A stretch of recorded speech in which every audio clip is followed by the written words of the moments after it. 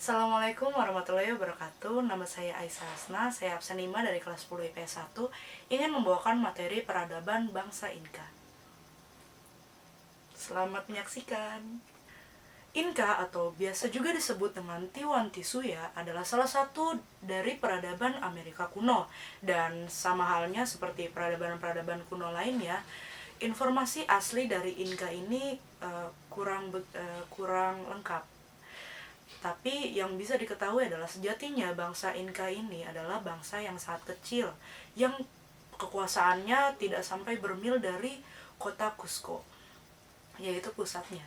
Sebagai pusat imperium, kota Cusco ini memiliki kemajuan di bidang ahli hidrolik, pertanian, arsitektur, tekstil, keramik, dan juga kerajinan dari besi. Kebanyakan catatan mencatat bahwa ada 13 kaisar yang telah menguasai bangsa Inka, yaitu yang pertama adalah Manco Capac, lalu Sinchiroca, Loki Yupanqui, Maita Capac, Capac Yupanqui, Inca Roca, Yahuar Huacac, Inca Viracocha, Pachacuti Inca Yupanqui, Topa Inca Yupanqui, Huayna Capac, Huascar, dan Atahualpa. Dalam legenda Inka disebutkan bahwa Dewa Matahari mengirim anaknya Manco Capac dan Mama Ochilo untuk menemukan Cusco. Penguasa Inka pertama, Manco Capac, mendirikan sebuah pemukiman bernama Quezon Cusco pada tahun 1200 Masehi.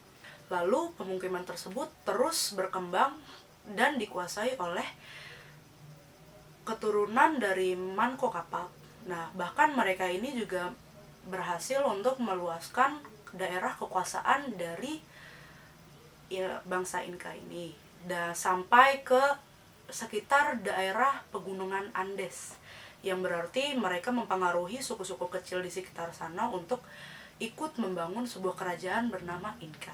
Ke sekitar daerah pegunungan Andes, yang berarti mereka mempengaruhi suku-suku kecil di sekitar sana untuk ikut membangun sebuah kerajaan bernama Inka. Pada tahun 1442, bangsa Inka ini melaksanakan ekspedisi jarak panjang yang dibawahi oleh Pachacuti. Pachacuti sendiri namanya berarti adalah pengocok bumi. Ia membentuk kekaisaran Inka bersama anaknya Topa Inca, yang akhirnya menjadi kekaisaran terbesar di benua Amerika Prakolumbus. Pachacuti adalah seorang civic planner yang sangat mahir. Bahkan dalam tradisinya sendiri disebutkan bahwa Pachacuti lah yang telah menata kota Cusco. Nah, untuk ekspedisi jarak panjangnya ini, bangsa Inka berhasil menguasai daerah dari Peru, Bolivia, Chile, Brazil, dan Ekuador. Bangsa Inka menguasai Gunung Andean Cordillera yang merupakan gunung tertinggi dan berbahaya kedua setelah Himalaya. Untuk kehidupan masyarakatnya sendiri itu hidup di ketinggian 15.000 kaki. Dan untuk kehidupan religiusnya berada di tinggi 22.057 kaki. Kehidupan religius bangsa Inka tersimpan di tengah-tengah hutan yang dikenal dengan nama Sacsayhuaman. Disitulah terdapat The Navel of the World, rumahnya Raja bangsa Inka dan kuil Agung Matahari. Untuk mengatur pemerintahan di wilayah tersebut, bangsa Inka memakai sistem otonomi yang dinamakan Al-Ailu. Nah, Ailu sendiri merupakan sekelompok klan yang bekerja sama, dan setiap Ailunya itu hidup dan dipimpin oleh seorang kepala. Nah, dengan itu setiap wilayahnya dapat memajukan kepentingannya sendiri, tetapi masih bisa berhubungan dengan pemerintahan pusat. Dan untuk kehidupan masyarakat Inkanya sendiri, kebanyakan dari masyarakat Inka adalah petani gitu. Dan karena mereka telah mengerti sistem irigasi dan kerja kolektif, untuk kehidupan pertanian sendiri itu berjalan dengan baik. Dan karena itulah mereka bertani kentang yang merupakan makanan pokok dari bangsa Inka. Peradaban Inka memiliki bahasa resminya sendiri, yaitu bahasa Quechua, yang berfungsi sebagai bahasa pemersatu di seluruh wilayah kekuasaan Inka.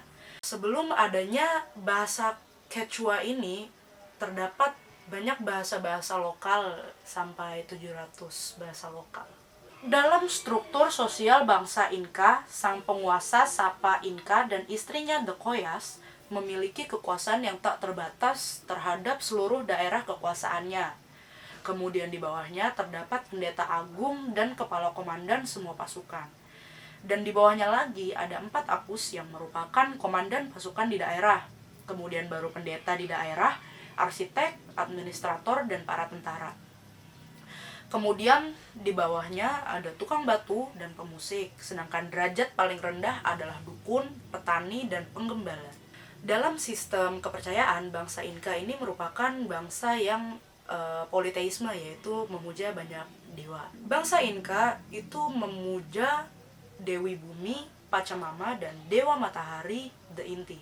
Dewa lainnya yang dipuja oleh bangsa Inka adalah Dewa Bulan, Dewa Bintang, Dewa Petir, Dewa Laut, dan sebagainya.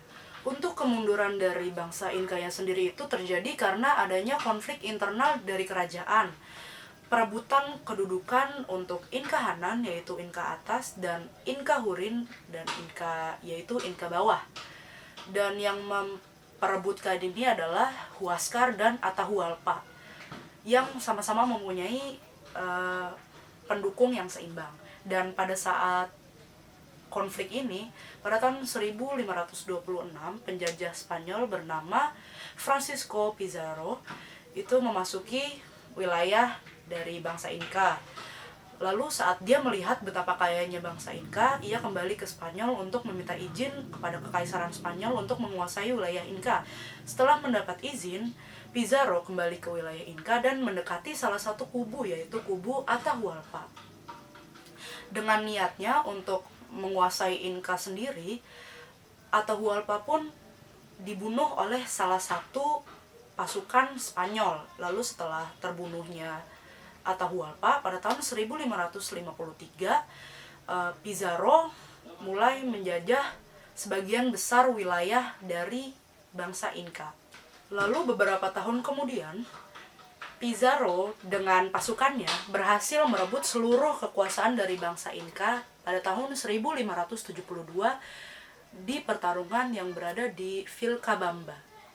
Nah, untuk peninggalan dari bangsa Inkanya sendiri, salah satunya adalah Ollantaytambo. Raja Pachacuti menjadikan lokasi ini sebagai harta kerajaan setelah Inka berhasil ditaklukkan. Meski sempat membumi hanguskan kota ini, Raja Pachacuti membangun kembali kota ini dan mengalirkan irigasi di lembah Urubamba. Setelah dibangun, situs ini menjadi pusat seremonial. Lalu saat Spanyol datang ke wilayah Peru, bangsa Inka menggunakan Ollantaytambo sebagai benteng. Tak hanya itu saja, bangsa Inka juga memiliki sistem yang sangat luar biasa, yaitu sistem jalannya. Satu jalan mampu melewati semua pantai South American Pacific. Wow.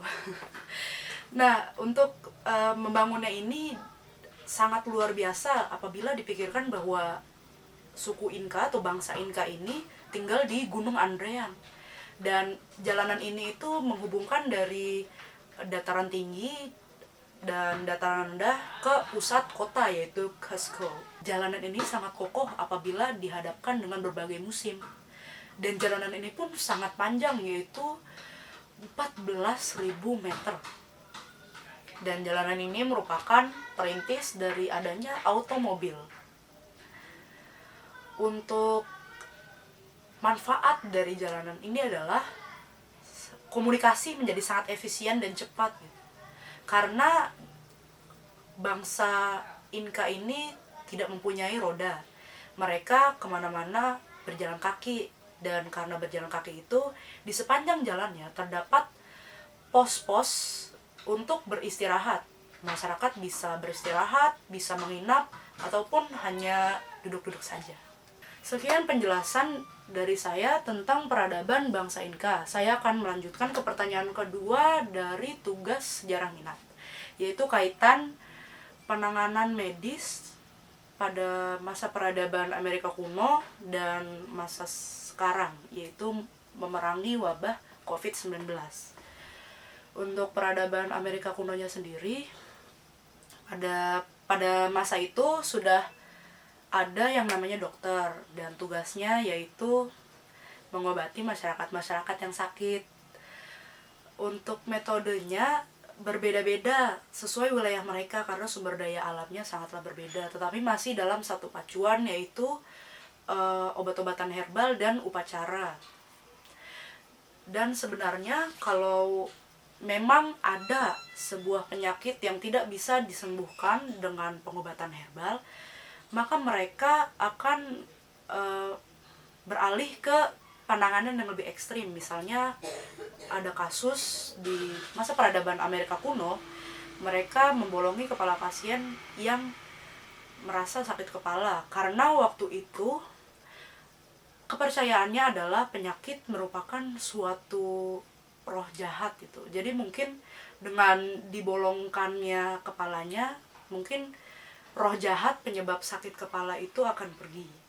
Nah, kalau dikaitkan dengan wabah COVID yang sekarang ini, penanganan medisnya, yang pastinya kita sekarang pasti punya dokter.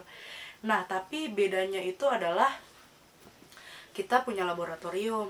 Cuma karena banyaknya wilayah di dunia ini yang terkena COVID, metode-metode penyembuhannya juga berbeda, sama seperti dokter-dokter pada masa Amerika kuno itu yang metodenya berbeda-beda juga, tetapi masih tetap sama tujuannya, yaitu untuk menyembuhkan para pasien yang sakit. Dan untuk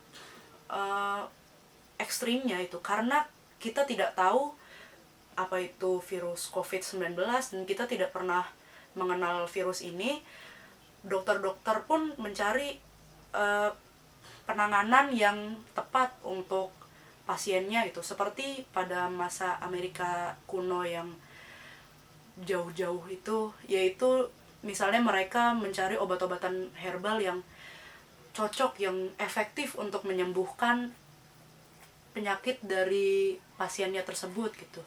Tapi karena pada masa sekarang ini belum ada penyembuhnya secara efektif, maka mereka melakukan kegiatan ekstrim, yaitu seperti operasi lockdown agar mencegah penyebaran COVID-19. Sekian video dari saya, kurang lebihnya mohon maaf. Wabillahi taufiq wal hidayah. Wassalamualaikum warahmatullahi wabarakatuh.